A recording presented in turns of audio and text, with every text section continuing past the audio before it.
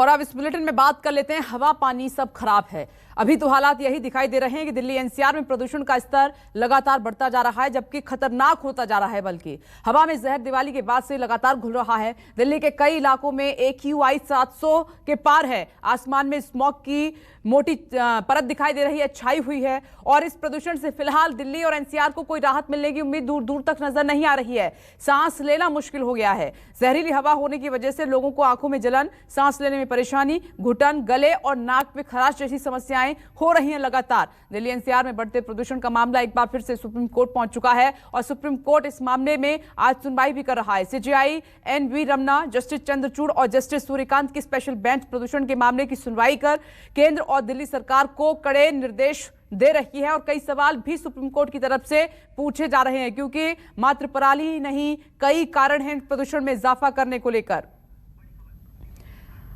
और एक बड़ी खबर का रुख कर लेते हैं। दिल्ली में वायु प्रदूषण को लेकर सुप्रीम कोर्ट में सुनवाई जारी है। सुप्रीम कोर्ट की स्पेशल बेंच कर रही है सुनवाई। केंद्र ने पराली को लेकर क्या कदम उठाया, ये CJI ने पूछा है। और दिवाली पर पटाखों की पाबंदी को लेकर क्या कुछ हुआ है, ये भी सवाल सुप्रीम कोर्ट की तरफ से पूछा गया। गाड़ियों से होने वाले प्रदूषण को रोकने के लिए क्या हुआ है, ये तीसरा अहम सवाल पूछा। सुप्रीम कोर्ट ने सरकार से पूछा कि प्रदूषण को रोकने का तत्काल उपाय क्या है। प्रभाकर मिश्रा सुप्रीम कोर्ट मौजूद हैं, सीधे उनका रुख कर लेते हैं। तो कई कड़े सवाल पूछे हैं प्रभाकर मिश्रा सुप्रीम कोर्ट ने सरकार से। देखिए, सुप्रीम कोर्ट केंद्र सरकार को सुप्रीम कोर्ट के कई तीखे सवालों का सामना करना पड़ रहा है। पहली बात तो ये कि CJI ने कहा कि आज स्थिति इतनी खराब है कि लोगों को अपने घरों के भीतर मास्क लगाकर रहना पड़ रहा है। केंद्र सरकार से पूछा गया कि इस प्रदूषण को रोकने के लिए क्या आपके उपाय हैं। केंद्र सरकार की तरफ से जो हलफनामा दायर किया गया उसमें जो बातें कही गई और तुषार मेहता जो सॉलिसिटर जनरल है उन्होंने जो बातें कही उसके मुताबिक ऐसा कोर्ट को लगा कि केंद्र सरकार इस वायु प्रदूषण के लिए किसानों को जिम्मेवार ठहरा रही है, क्योंकि तुषार मेहता ने कहा कि किसानों के पास पराली जलाने के अलावा और कोई विकल्प नहीं है और इसीलिए समस्या हो रही है। इस पर तल्ख होते हुए, नाराजगी जताते हुए CJI ने कहा कि आप ये कह रहे हैं कि इसका मतलब ये हुआ कि आप ये कह रहे हैं कि दिल्ली में जो प्रदूषण है उसके लिए किसान जिम्मेवार है।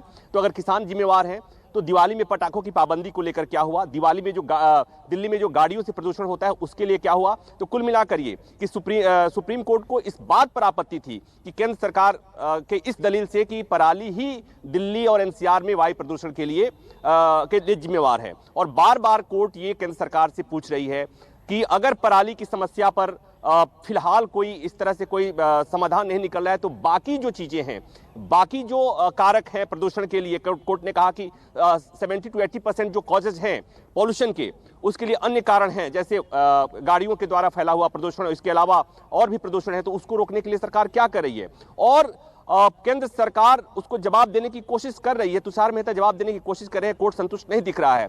कोर्ट ये भी बार बार ये कह रही है कि जो बातें आप हलफनामा में देते हैं, जो बातें आप कहते हैं, वो महत्वपूर्ण ये है कि जमीन पर उसे किस तरह से उसको इम्प्लीमेंट किया जा रहा है। एक और महत्वपूर्ण बात हुई ये कि पराली को लेकर केंद्र सरकार की तरफ से तुषार मेहता ने कहा कि पूसा एग्रो इंस्टीट्यूट ने एक मशीन डिकम्पोजर का निर्माण किया है और उसका इस्तेमाल किया जा रहा है। इस पर कोर्ट ने सवाल पूछा कि उस मशीन की लागत क्या है, पंजाब में, हरियाणा में, दिल्ली में, उत्तर प्रदेश में अगर उन मशीनों का इस्तेमाल किया जाता है उसके लिए बजट क्या होना चाहिए।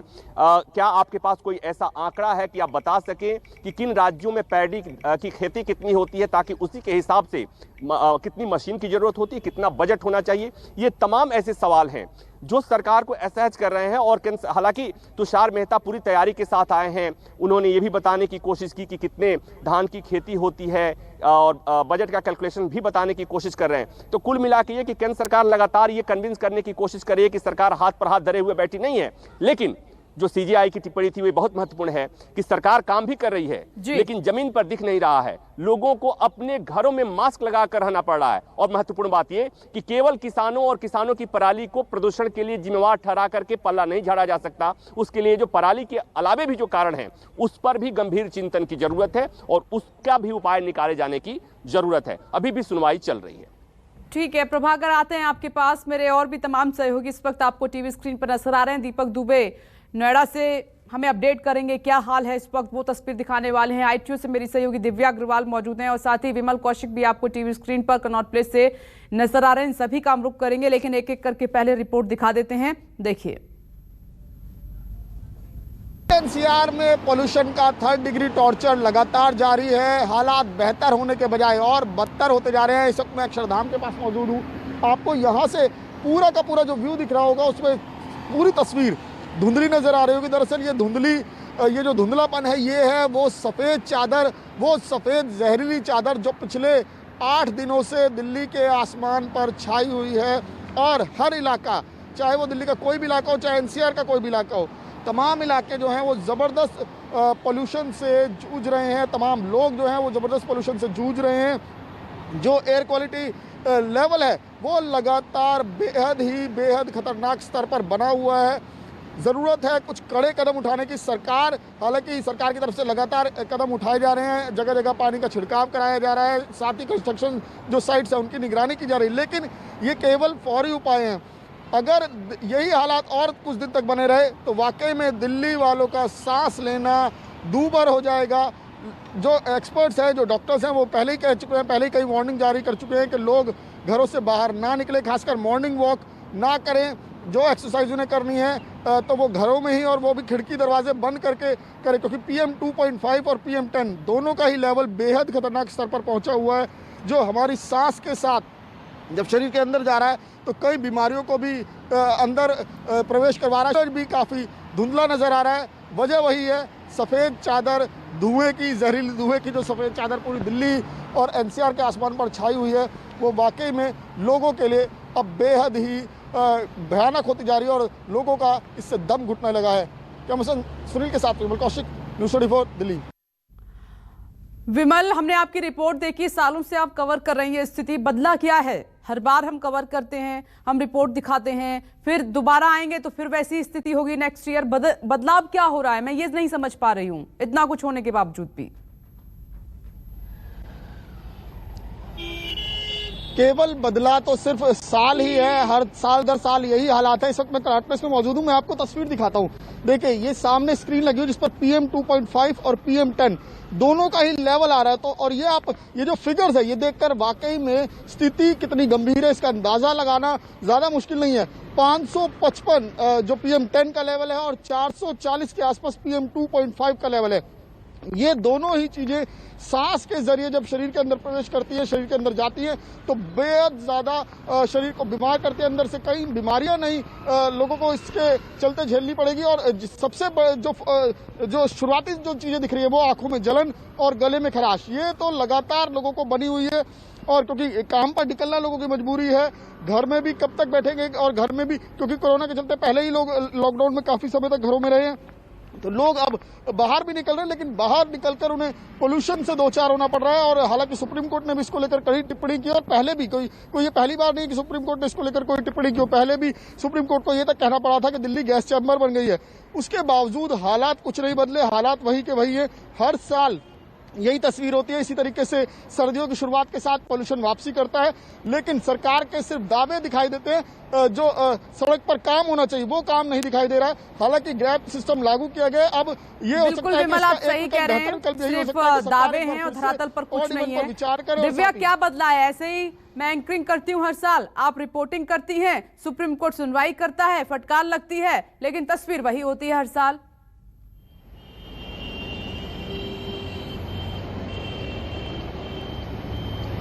बिल्कुल, तस्वीर वही होती है और तस्वीर यही रहेगी जब तक हमारी सोच में परिवर्तन नहीं आएगा।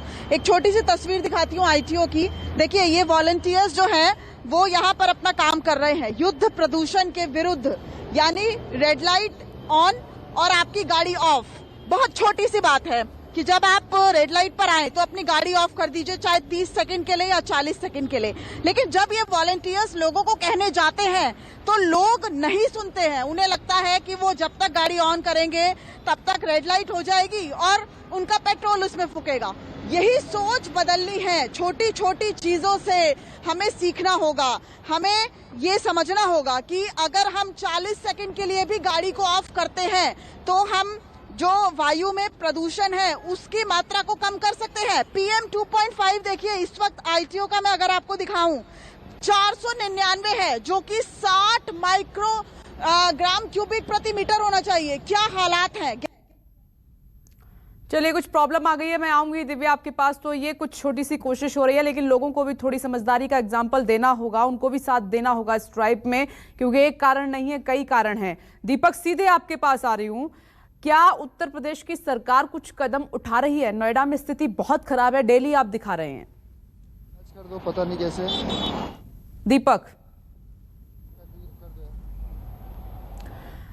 दीपक, मेरा सवाल आपने सुना। सवाल यह है कि क्या उत्तर प्रदेश की सरकार की तरफ से कोई कवायद की जा रही है इस पॉल्यूशन को कम करने के लिए, ताकि सांस तो ले लें लोग, घरों से बाहर तो निकल पाए?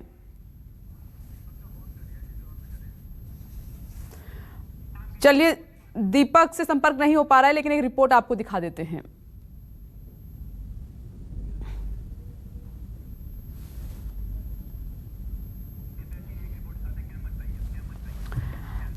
दिव्या अग्रवाल की एक रिपोर्ट आपको दिखा देते हैं, देखिए। दिल्ली में हर बढ़ते दिन के साथ एयर क्वालिटी इंडेक्स और भी ज्यादा खराब होता जा रहा है। इस वक्त हम दिल्ली एयरपोर्ट के पास मौजूद हैं। काफी घना इलाका है और आप देख सकते हैं आसपास हरियाली भी, लेकिन साफ तौर पे फ्लाईओवर के सामने की अगर आप तस्वीर देखेंगे तो चारों तरफ आपको सिर्फ और सिर्फ सफेद चादर नजर आएगी। अक्सर ये सफेद चादर सर्दियों में धुंध बनती थी, लेकिन अब यही धुंध जो है वो फॉग प्लस स्मोक बन गई है, क्योंकि हवा में वायु प्रदूषण बहुत ज्यादा फैल चुका है। इस वक्त मैं अगर आपको PM 2.5 का लेवल दिखाऊं तो आप देखिए। तो दिव्या की रिपोर्ट लगातार देख रहे हैं। दीपक, एक बार फिर से आपके पास आते हुए, तस्वीर तो लगातार दिखा रहे हैं, लेकिन कदम क्या उठाए जा रहे हैं इस हवा को ठीक करने के लिए, जहर कम करने के लिए?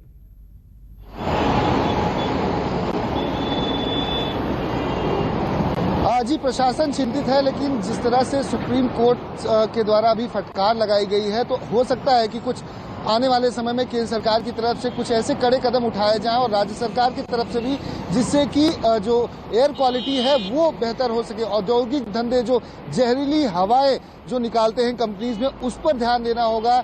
जो गाड़ियां हैं उनमें जो पोल्यूशन निकलता है उस पर ध्यान देना होगा। इसके साथ साथ जिस तरह से लगातार दिल्ली हो या नोएडा हो, लगातार जो हवा का जो लेवल है, जो जहरीली हवा है, वो कहीं ना कहीं लोगों के लिए चिंता का विषय बनी हुई है। यही वजह है कि डॉक्टर भी है, वो लगातार ये अपील कर रहे हैं कि अगर आप घर के अंदर भी रहें तो मास्क का इस्तेमाल करें, और इसके साथ साथ उन तमाम प्रिकॉशन लिए जाए जिससे कि आप अपनी स्वास्थ्य को बचा सकें। इस वक्त हम आपको सीधी तस्वीरें दिखाना चाहते हैं। ये इस वक्त ये सामने देख सकती है, महज ये 100 मीटर की दूरी पर ये बिल्डिंग है, लेकिन आपको साफ तौर पर नजर नहीं आएगी। इसके साथ साथ मेट्रो ब्रिज, बिल्कुल दीपक, आपके जरिए तस्वीरें हम देख पा रहे हैं, सच में ही नहीं इन इमारतों को हम देख पा रहे हैं, क्योंकि वहां पर स्मॉग इतना है।